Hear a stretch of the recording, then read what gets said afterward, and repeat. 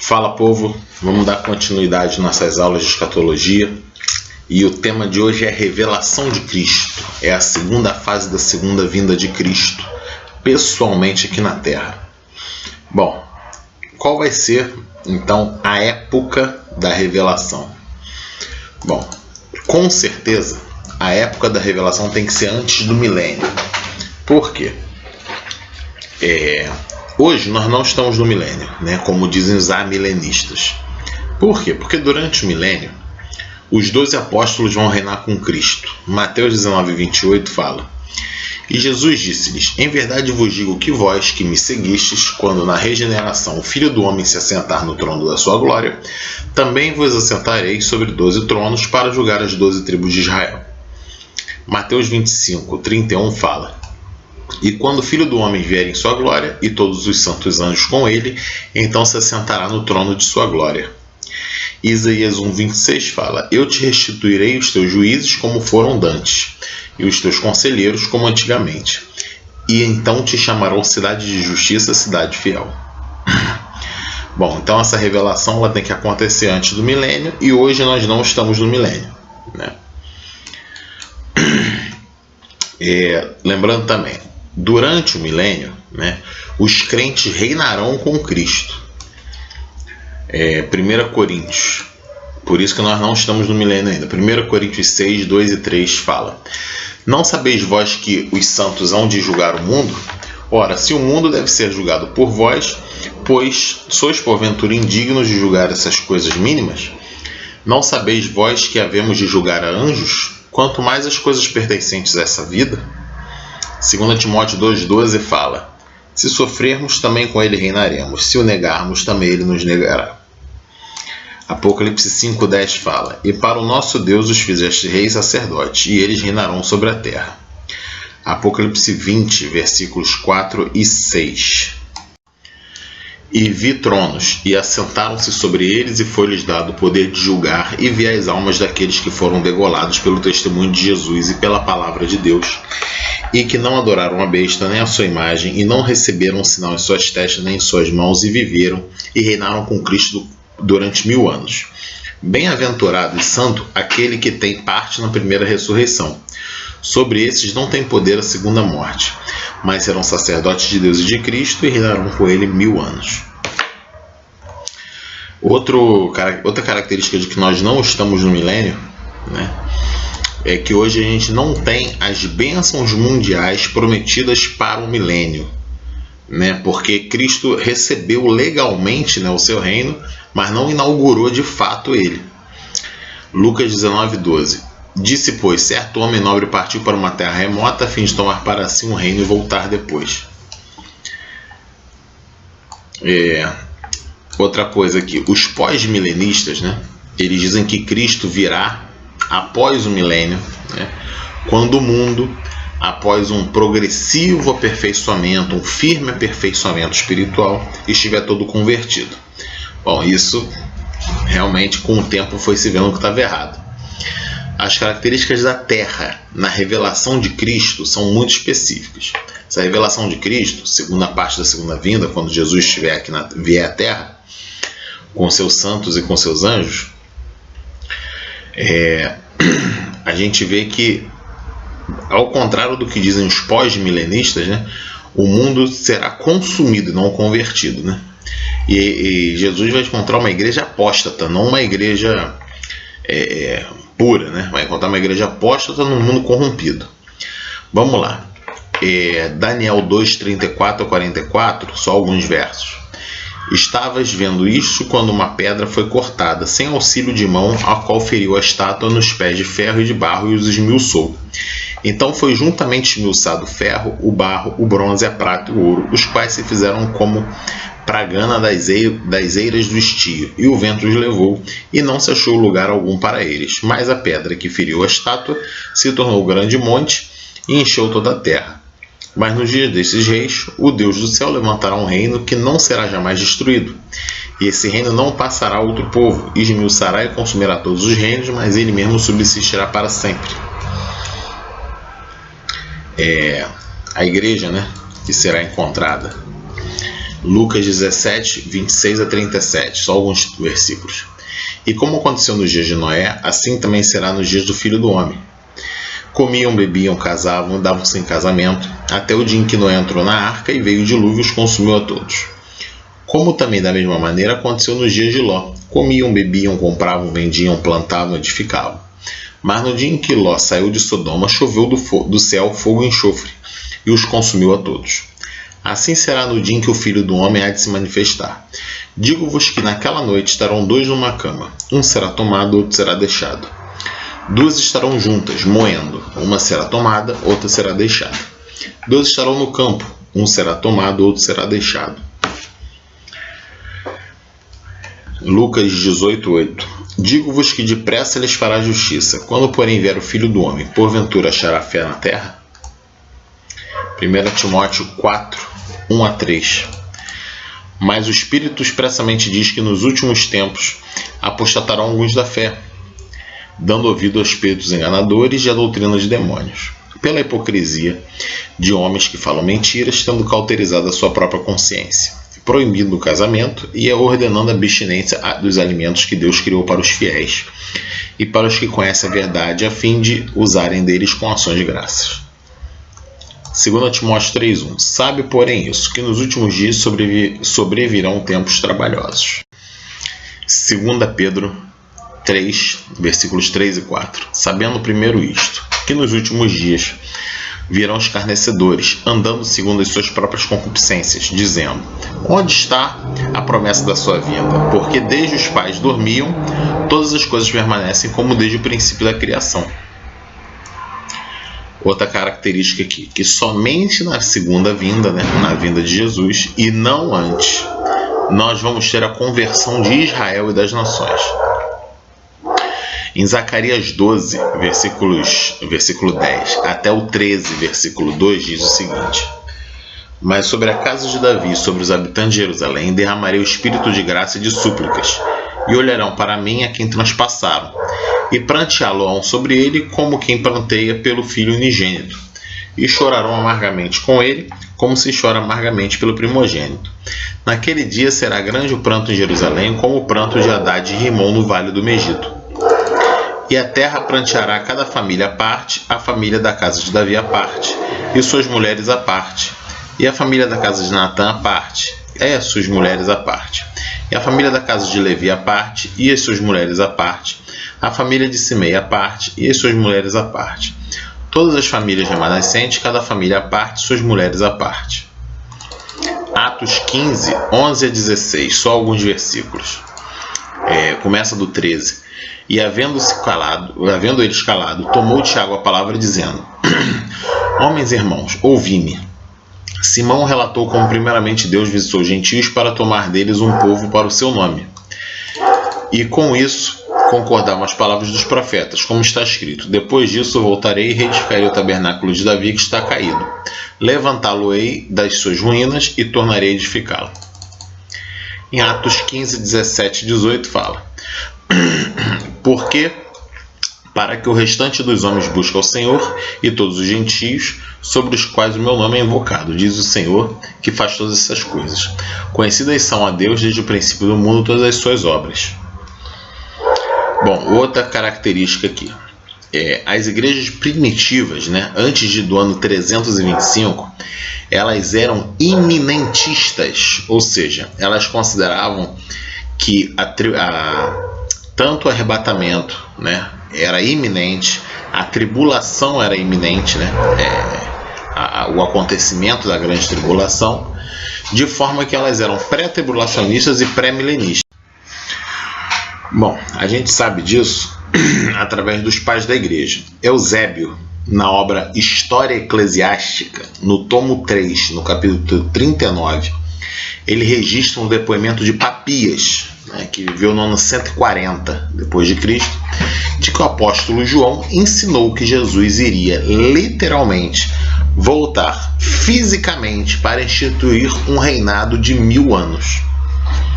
Justino Mártir, do ano 165 depois de Cristo, na obra Diálogos, capítulo 32, e 110 ensina que haveriam 7 anos literais de tribulação.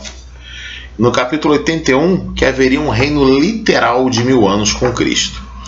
Justino, ele era discípulo de Policarpo. Policarpo trabalhou com João apóstolo, que escreveu o Apocalipse. Trabalhou durante mais de 20 anos com João. Irineu, no ano 177, ele também estudou com Policarpo, conversou com João pessoalmente, e ele ensina na obra dele Contra as Heresias que haverá um momento de tribulação literal e 1000 anos de reinado com Cristo. Ele dizia também que os cristãos que tentam alegorizar essas coisas são imaturos. Ele afirma também que os pais da igreja ensinaram que o milênio seria literal. Tertuliano, no ano 202 d.C., ensinou em sua obra Contra Marcion que os 1000 anos de reinado com Cristo são reais. Efraim o Sírio, no ano 373, disse na obra Nos Últimos Tempos, o nome da obra dele, afirmou que todos os santos e eleitos do Senhor serão reunidos antes da tribulação que está para vir, e seremos tomados para o Senhor. Bom, então a gente vê que essa doutrina é uma doutrina da época da igreja, da época da criação da igreja, uma doutrina ensinada na igreja primitiva, antes da instituição da igreja romana.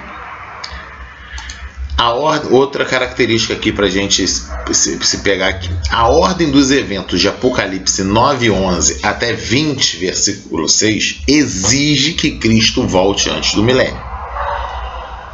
Bom, o texto é um pouquinho grande, mas vamos ler. Apocalipse 19:11 a 20, versículo 6. E vi o céu aberto, e eis um cavalo branco, e o que estava sentado sobre ele chama-se Fiel e Verdadeiro, e julga e peleja com justiça. E os seus olhos eram como chamas de fogo, e sobre sua cabeça havia muitos diademas, e tinha um nome escrito que ninguém sabia, senão ele mesmo. E estava vestido de uma veste salpicada de sangue, e o nome pelo qual se chama é a Palavra de Deus. E seguiam-no os exércitos no céu em cavalos brancos e vestidos de linho fino, branco e puro. E da sua boca saiu uma espada aguda, para ferir com ela as nações. E ele as regerá com vara de ferro, e ele mesmo é o que pisa no lagar do vinho do furor da ira de Deus, o Todo-Poderoso. E no manto e na sua coxa tem escrito este nome, Rei dos Reis e Senhor dos Senhores. E vi um anjo que estava no sol, e clamou com grande voz, dizendo a todas as aves que voavam pelo meio do céu: Vinde e ajuntai-vos à ceia do grande Deus, para que comais a carne de reis, e a carne dos tribunos, e a carne dos fortes, e a carne dos cavalos, e dos que sobre eles se assentam, e a carne de todos os homens, livres e servos, pequenos e grandes. E vi a besta, e os reis da terra, e os seus exércitos reunidos para fazerem guerra àquele que estava sentado sobre o cavalo, e ao seu exército. E a besta foi presa, e com ela o falso profeta, que diante dela fizeram os sinais, com que enganou os que receberam o sinal da besta e adoraram a sua imagem. Esses dois foram lançados vivos no lago de fogo que arde com enxofre.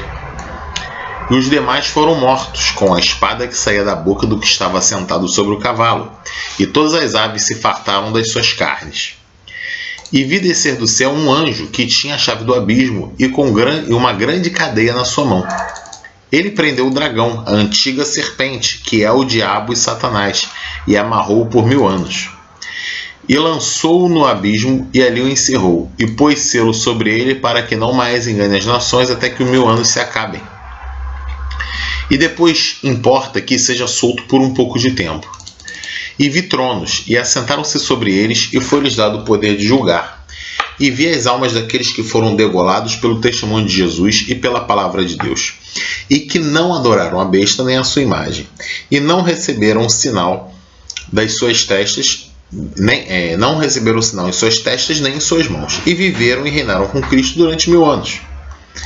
Mas os outros mortos não reviveram, até que os 1000 anos se acabaram. Essa é a primeira ressurreição.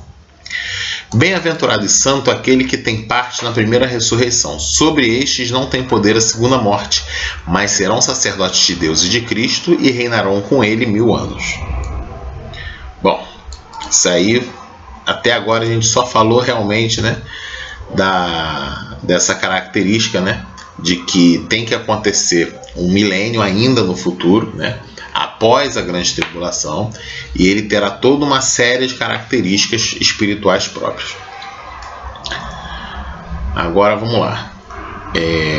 A forma da revelação.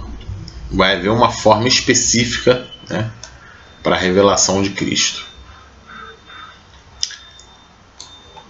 Primeiramente, a revelação, né, de Cristo será pessoal, súbita, instantânea, gloriosa, triunfante, corporal, visível e vista por todo o planeta. Vamos ponto a ponto, né? Pessoal. João 14:3. E quando eu for, eu vos preparar lugar, e vos preparar lugar, eu virei outra vez, e eu vos levarei para mim mesmo, para onde eu estiver, estejais vós também. João 21, 20 a 23. E Pedro, voltando-se, viu que seguia aquele discípulo a quem Jesus amava, e que na ceia se recostara também sobre o seu peito, e que dissera: Senhor, quem é que há de te trair? Vendo Pedro a esse, disse Jesus: Senhor, deixe que será. Disse-lhe Jesus: Se eu quero que ele fique até que eu venha, que te importa a ti? Segue-me tu. Atos 3, 19 a 21. Arrependei-vos, pois, e convertei-vos, para que sejam apagados os vossos pecados e venham assim os tempos do refrigério pela presença do Senhor. E envie ele a Jesus Cristo, que já dantes vos foi pregado, o qual, Jesus Cristo, convém que o céu contenha até os tempos da ressurreição de tudo, os quais Deus falou pela boca de todos os seus santos profetas desde o princípio. 2 Pedro 3, 3 e 4. Sabendo primeiro isto, que nos últimos dias virão escarnecedores, andando segundo suas próprias concupiscências, dizendo: Onde está a promessa da sua vinda? Porque desde que os pais dormiram, todas as coisas permanecem como desde o princípio da criação. Bom, vamos lá. A revelação de Jesus será súbita e instantânea. Mateus 24, 25 a 28. Eis que vô-lo tenho predito. Portanto, se vos disserem: Eis que está no deserto, não saiais. Eis que ele está no interior da casa, não acrediteis. Porque assim como o relâmpago sai do oriente e se mostra até o ocidente, assim também será a vinda do Filho do Homem. Pois onde estiver o cadáver, aí se ajuntarão as águias. Lembra que a gente viu essa questão dos cadáveres, né, das aves, sobre os cadáveres em Apocalipse, né, agora há pouco. Bom, a revelação de Cristo também será gloriosa, né, com os anjos e os santos. Mateus 16, 27 fala: Porque o Filho do Homem virá na glória de seu Pai com seus anjos, e então dará a cada um segundo suas obras. Mateus 19, 28 fala: E Jesus disse-lhes: Em verdade vos digo que vós que me seguistes, quando na regeneração o Filho do Homem se assentar no trono de sua glória, também vos assentareis sobre os 12 tronos, para julgar as 12 tribos de Israel. Em Mateus 25, 31 a 46 fala, só algumas partes, né? Principalmente o início, 31, 32. Quando o Filho do Homem vier em sua glória, e todos os santos anjos com ele, então se assentará no trono da sua glória, e todas as nações serão reunidas diante dele, e apartará uns dos outros, como o pastor aparta dos bodes as ovelhas. E porá as ovelhas à sua direita, mas os bodes à esquerda. Então dirá o rei aos que estiverem à sua direita: Vinde benditos de meu Pai, possuí por herança o reino que vos está preparado desde a fundação do mundo. Bom, a vinda de Cristo, né, a revelação de Cristo na terra, ela também será triunfante. Lucas 19, 11 a 27. E ouvindo eles essas coisas, ele prosseguiu e contou uma parábola, porque estava perto de Jerusalém, e cuidava que logo se havia de manifestar o reino de Deus. Disse, pois, certo homem nobre partiu para uma terra remota, a fim de tomar para si um reino e voltar depois. E que, chamando 10 servos seus, deu-lhe 10 minas e disse-lhes: negociai até que eu venha. Mas seus concidadãos odiavam-no e mandaram após ele embaixadores, dizendo: não queremos que ele reine sobre nós. E aconteceu que, voltando ele, depois de ter tomado o reino, disse que lhe chamasse aqueles servos a quem tinha dado o dinheiro para saber o que cada um tinha ganhado negociando. Versículo 27. E quanto àqueles meus inimigos que não quiseram que eu reinasse sobre eles, trazei-os aqui e matai-os diante de mim. A revelação de Cristo será corporal e visível. Atos 1:11. Os quais lhe disseram: homens galileus, por que estáis olhando para o céu? Esse Jesus que dentre vós foi recebido em cima no céu, há de vir assim como para o céu vistes ir. No mesmo monte, inclusive, o Monte das Oliveiras. E a última característica da revelação, né, é que todo o olho verá. Todo olho o verá. Mateus 24, 29 a 31 fala: e logo depois da aflição daqueles dias, o sol escurecerá, e a lua não dará sua luz, e as estrelas cairão do céu, e as potências do céu serão abaladas. Então aparecerá no céu o sinal do Filho do Homem, e todas as tribos da terra se lamentarão e verão o Filho do Homem vindo sobre as nuvens com poder e grande glória. E ele enviará os seus anjos com rijo clamor de trombeta, os quais ajuntarão os seus escolhidos dentre os quatro ventos, de uma a outra extremidade dos céus. E Apocalipse 1:7. Eis que vem com as nuvens, e todo olho verá, até mesmo que os transpassaram. E todas as tribos da terra se lamentarão sobre ele. Sim, amém. Bom, vamos parar por aqui. A segunda parte da revelação final de Cristo ela vai ficar no próximo vídeo. Curta o vídeo. E a gente vai dar uma continuidade com relação a isso. Os próximos assuntos que a gente vai falar vai ser o local da revelação, os acompanhantes de Cristo na sua revelação, a ressurreição que vai ocorrer, né, com a chegada dele, e o propósito dessa revelação. Para que essa revelação? Qual o fundamento, o sentido dessa revelação? Para que ela serve? Basicamente é isso. Bom, até o próximo vídeo. Fica com Deus. Tchau, galera.